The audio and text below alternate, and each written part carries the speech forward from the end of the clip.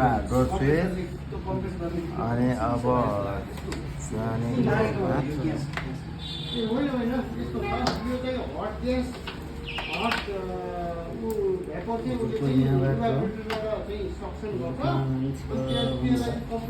यहाँबाट उसमा जान्छ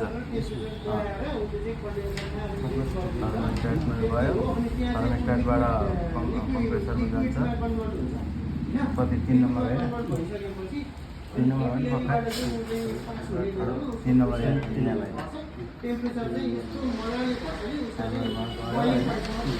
टाइमरबाट अब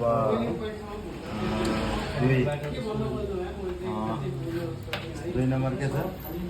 2 नम्बर हिटर एकातिर छ हिटर यहाँ भयो हिटरबाट 4 नम्बर कम्प्रेसर छ 4 नम्बर अनि त्यहाँबाट अब न्युट्रल जानु पर्यो न्युट्रल आएन हाम्रो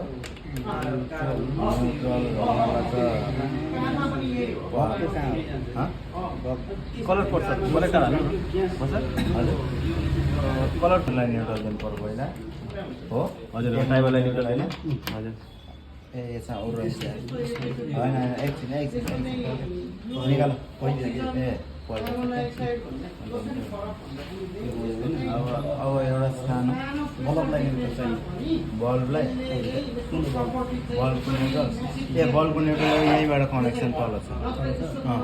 बल्बको हिटरको अब स्विच इन भयो होइन स्विच आउट भनेपछि आउट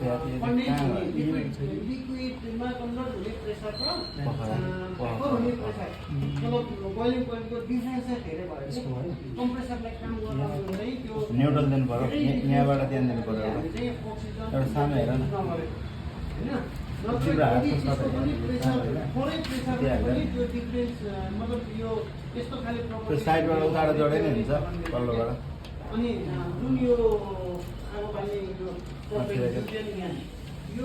अलिक छिराउ न त्यसो भए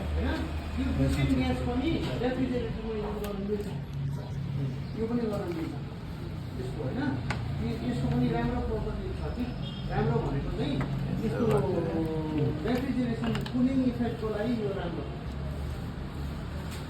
तपाईँ यसको चाहिँ डिसएडभान्टेज के भन्दाखेरि फ्लेमेबल भयो यो झन् राम्रो होइन अब हाम्रो एउटा बाँकी